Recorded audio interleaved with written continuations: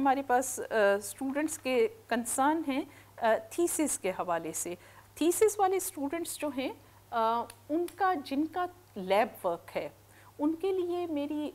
اور ظاہر ہے کہ ہم اس وقت خاص طور پہ 4th سیمسٹر فائنل سیمسٹر کے اسٹوڈنٹس کی بات کر رہے ہیں, چاہے وہ بی ایس کے ہوں یا ایم ایس کے ہوں یا پی ایچ ڈی کے ہوں,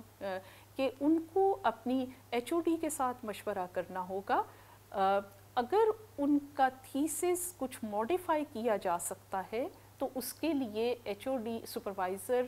ایچ او ڈی کے تھرو ریکویسٹ بھیجیں گے کہ آپ کے تھیسس کو سلائٹلی موڈیفائی کرنے کی اجازت دی جائے, جو کہ ہم یقیناً اجازت دے دیں گے تاکہ آپ اپنا ریمیننگ کام سہولت کے ساتھ کر سکیں. تو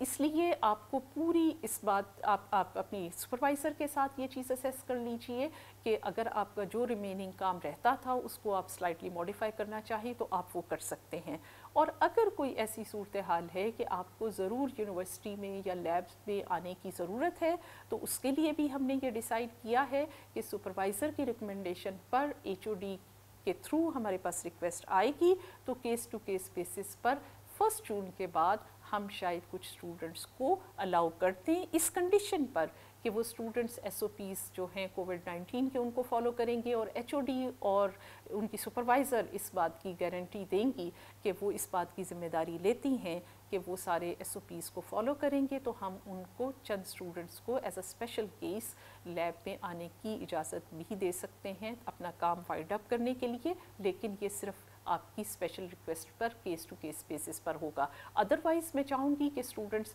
جو اپنا کام گھر پہ یا یونیورسٹی آئے بغیر پورا کر سکتے ہیں وہ کر کے اپنا تھیسس جمع کروائیں. ان کا ہم آن لائن وائوا کروائیں گے, 1 جون سے ہم سٹارٹ کر دیں گے اور یہ پوری سمر ویکیشنز میں چلتا رہے, اس سمر کے دوران چلتا رہے گا. اور اگر آپ لوگ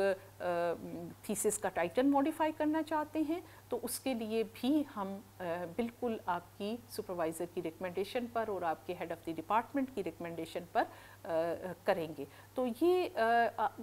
صرف میں اس بات کا آپ کو یقین دلانا چاہتی ہوں کہ آپ کی سچویشن کچھ بھی ہو ہم پوری کوشش کریں گے کہ ہم اس کو اکوموڈیٹ کریں اور آپ کے لیے